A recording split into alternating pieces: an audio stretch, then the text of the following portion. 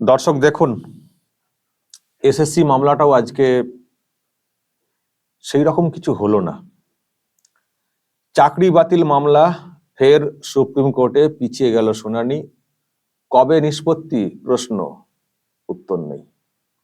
কবে নিষ্পত্তি প্রশ্ন থাকতে পারে, এই মিডিয়া প্রশ্ন দিয়েছে, কিন্তু এর নির্দিষ্ট কোনো উত্তর নেই। যেভাবে সব শোনার কথা বলা হচ্ছে, কবে যে শেষ হবে সেটা বলা খুব মুশকিল। নিচে লেখা, মঙ্গলবার সব পক্ষের বক্তব্য শোনার কথা ছিল সুপ্রিম কোর্টের, তবে অন্য গুরুত্বপূর্ণ মামলা থাকায় চাকরি বাতিল মামলার শুনানি পিছল। আগামী 2 সপ্তাহের মধ্যে সব পক্ষকে হলফনামা জমা দিতে হবে, জমা দিতে বলা হয়েছে। আর 3 সপ্তাহ পরে শুনানি হবে। 3 সপ্তাহ পরে যে মঙ্গলবারটা আসছে সেদিন শুনানি হবে, সেই কথা বলেছেন প্রধান বিচারপতি। প্রধান বিচারপতির যে বেঞ্চ, সেখানেই হিয়ারিংটা হচ্ছিল। সামান্য হিয়ারিং হয়েছে, অন্যান্য মামলা নাকি সব রয়েছে, তো আজকে সেই রকম হয়নি। সব পক্ষের লোকজনেরাই মোটামুটি হাজির ছিলেন, কিন্তু দেখতে পাচ্ছেন যেটা বলা হয়েছে, অন্য গুরুত্বপূর্ণ মামলা থাকায় চাকরি বাতিল মামলার শুনানি পিছল। অন্য সব মামলা গুরুত্বপূর্ণ, এটা ততটা গুরুত্বপূর্ণ হয়তো মনে হয়নি, বা পরে শুনলেও হবে এটা মনে করেছেন প্রধান বিচারপতি বা তার বেঞ্চ। তো এটা 3 সপ্তাহের জন্য পিছিয়ে দেওয়া হয়েছে। আর ইন দ্য মিন টাইম যেটা বলা হয়েছে যে 2 সপ্তাহের মধ্যে সব পক্ষের হলফনামা জমা দিতে হবে। যদি কোনো পক্ষ না দেয় তাহলে ধরতে হবে তাদের কোনো বক্তব্য নেই। আর আইনজীবীদেরকে দিয়ে একটা নোডাল সিস্টেম করা হয়েছে, তাদের কাছে সব জমা পড়বে।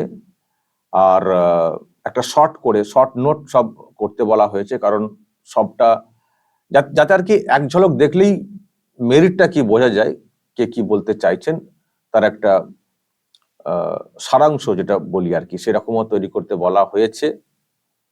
আর মোটামুটি 5টা পক্ষের কাছ থেকে সুপ্রিম কোর্ট শুনবে, 5টা পক্ষের কাছ থেকে যেটা বলা হচ্ছে। আমি 5টা পক্ষ কি কি সেটা বলতে পারি, এবং অন্য পক্ষরাও যদি কেউ কিছু বলতে চান তাদেরকে আলাদা করে বলতে হবে, তাদেরকে আলাদা করে অ্যাপ্লাই করতে হবে, বলতে হবে, এটাও বলা হয়েছে। তো মোটামুটি যেটা 5টা পক্ষ বলা হচ্ছে তাদের কাছ থেকে ডিরেক্টলি শুনবে সুপ্রিম কোর্ট, সেটা হচ্ছে, সেই 5টা পক্ষ হচ্ছে রাজ্য সরকারের বক্তব্য শুনবে, এসএসসির, রাজ্য সরকারের একটা পার্ট, একটা সংস্থা এসএসসি, তাদের বক্তব্য শুনবে, মূল মামলাকারী যারা তাদের বক্তব্য শোনা হবে, চাকরি হারা যারা তাদের বক্তব্য শোনা হবে, আর যে সংস্থা তদন্ত করছে সিবিআই, তাদের বক্তব্য শোনা হবে। মোট 5টা সুপ্রিম কোর্ট জানালো চাকরি বাতিল মামলায় 5 পক্ষের বক্তব্য শোনা হবে। এই 5 পক্ষ হলো রাজ্য, এসএসসি, মূল মামলাকারী, চাকরিহারা আর সিবিআই। এছাড়া অন্য কোনো পক্ষ তাদের বক্তব্য জানাতে চাইলে লিখিতভাবে সুপ্রিম কোর্টে জানাতে হবে, তবে এই বক্তব্য সীমাবদ্ধ রাখতে হবে, বিরাট কিছু লিখে ফেললে হবে না, সীমাবদ্ধ রাখতে হবে 5 পাতার মধ্যেই, 5 পাতার মধ্যেই, তার বেশি নয়, এই কথা বলে দেওয়া হয়েছে। তো এই হচ্ছে বিষয়। মোদ্দা কথা, আজকে কিছু হয়নি, ঠিক আছে, শুনবো অমুক তমক, একটা গাইডলাইন কার্যত তৈরি করা হয়েছে, সেটাই বলার। আজকে যেটা হয়েছে সেটা একেবারে খারাপ সেটা বলবো না, পরবর্তী হিয়ারিং যাতে বেশ আঁটোসাঁটো ভাবে হয়, সব দিক গুছিয়ে, তার একটা গাইডলাইন হয়েছে। কিন্তু প্রশ্ন হচ্ছে যে এটা তো আগের দিনও করা যেতে পারত। এতদিন পরে হিয়ারিং এর ডেটটা এলো, আজকে এসে বলা হচ্ছে অন্য আরো অনেক মামলা রয়েছে, এই মামলাও শুনবো, ভালো করে শুনবো, সবাইকে সবাইকে বলো বা হলফনামা জমা দাও, 5টা পক্ষ থেকে ডিরেক্টলি শুনবো, বাকিরাও জানাতে পারেন, 5 পৃষ্ঠার মধ্যে ছোট করে লিখে জানাতে হবে। এই যে গাইডলাইনটা, সেই কবে হয়েছে বলুন তো? ছুটির আগের হিয়ারিংটা, তারপরে এত 2 মাসের মতো মানে হয়ে গেল গ্যাপটা। তখনই বলে দিলে মাঝখানে যে সময়টা ছিল, এই সময়ের মধ্যে এইসব পার্টগুলো হয়ে যেত, 2 সপ্তাহের মধ্যে হলফনামা জমা দেওয়া ইত্যাদি বা এই। তো তখন করা হলো না, আজকের ডেটে একটা কিছু হ্যাস্তন্যাস্ত হবে বলে মনে করা হচ্ছিল। এসএসসির ওই যোগ্য অযোগ্য তালিকা জমা দেওয়া হবে এইরকম একটা মনে করা হচ্ছিল, যেহেতু এসএসসি বলেছে 8,000 না 7,000 প্রবলেম আছে, বলেছে না? এবং এসএসসির কাছে একটা দাবিও তৈরি হয়েছিল, যারা এই সমস্যায় ভুগছেন যোগ্য অথচ তাদেরও চাকরিটা প্রশ্নের মুখে পড়ে গেছে। তারা যেটা বলছিলেন যে এসএসসি কে ঠিক করে বলতে হবে সুপ্রিম কোর্টে গিয়ে কারা অযোগ্য কারা যোগ্য, এই লিস্ট দিতে হবে যেন গড়িমসি না হয়। তো সেই মতো একটা ভাবনা ছিল যে আজকে মনে হচ্ছে কিছু একটা হবে, যোগ্য অযোগ্যদের তালিকায় সব সামনে আসবে। সেটাও হলো না, ওই তারিখ পে তারিখ হয়ে গেল।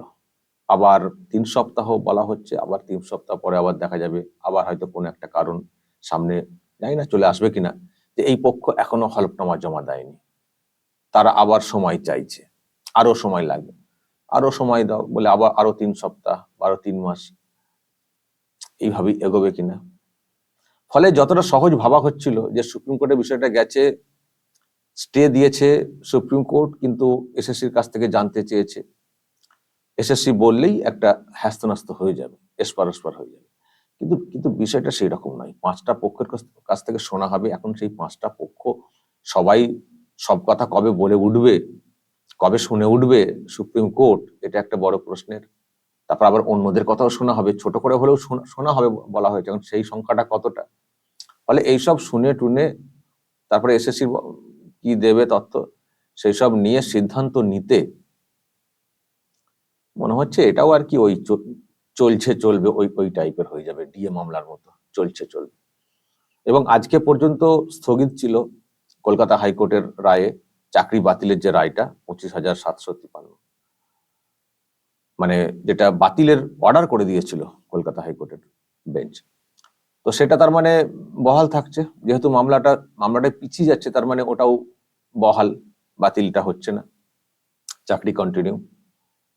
আমরা কি বলি? আমরা বলি যারা যোগ্য তাদের চাকরি ফিরে আসুক, তাদের চাকরিটা চলে যাবে এই 25,000-এর ভিড়ে, এটা না। চাকরি যারা যোগ্য, এই সবের মধ্যেও, এই চাকরি বিক্রির বাজারের মধ্যেও যারা তাদের মেধা, মানে বিরাট মেধা, নাহলে তো হতো না, বিরাট মেধার দ্বারা চাকরিটাকে তারা জুটিয়েছিলেন, তাদের চাকরিটাও প্রশ্নের মুখে পড়ে যাবে, তাদের চাকরিটাও চলে যাবে, এটা তো কাম্য নয়, এটা কাম্য নয়, এটা আমরা কখনো চাই না। তো তাদের চাকরিটা ফিরে আসুক, কিন্তু যাদের একেবারে মানে দুর্নীতিগ্রস্ত বলে একেবারে পরিষ্কার হয়ে যাচ্ছে, যেখানে এসএসসি নিজেই বলছে এই প্রবলেম, তো সেগুলো অন্তত বাদ দেওয়া হোক, তারপরে বাকিটা নয় আরো অন্যান্য ভাবে তদন্ত করে দেখা যাবে।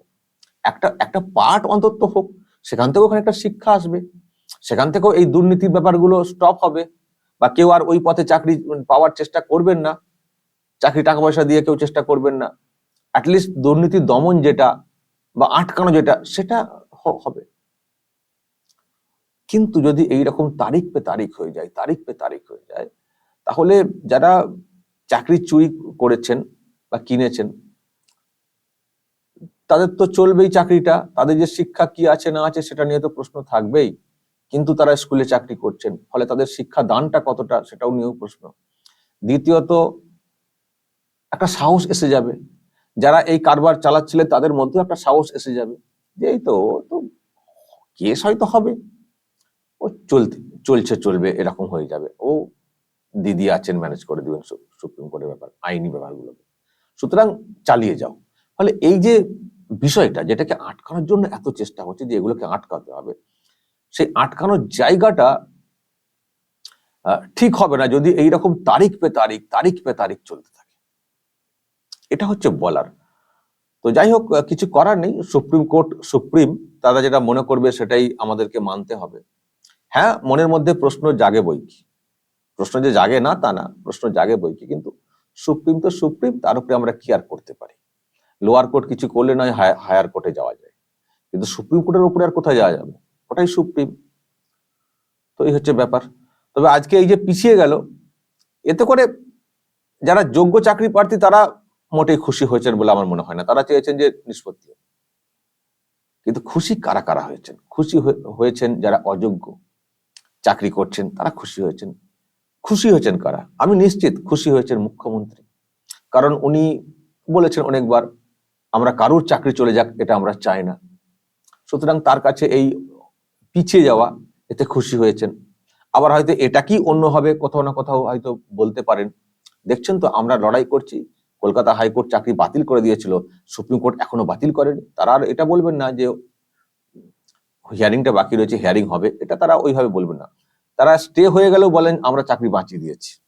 স্টে মানে অ্যাকচুয়ালি বাঁচিয়ে দেওয়া নয়, আটকে দেওয়া, বিষয়টা আটকে দেওয়া। কিন্তু তারা তাদের জয় হিসেবে দেখার চেষ্টা করেন, বলার চেষ্টা করেন, ভোটের সময় বলেছেন, তো এখানেও বলবেন। ফলে দিদিমণি খুশি, এটাতে দিদিমণি খুশি হবেন, এটা বলার কোনো অপেক্ষা রাখে না।